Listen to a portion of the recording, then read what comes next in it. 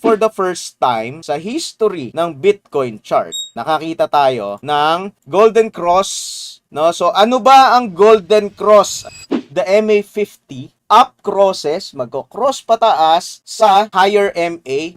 Sa case na to, in particular, MA200, moving average, simple moving average, 50 and 200. Yung yellow natin, yan yung 50, yan yung lower moving average, crossing the red line, yung ating 200, no? So, if you zoom in, ayan na, no? So, nag-cross na nga.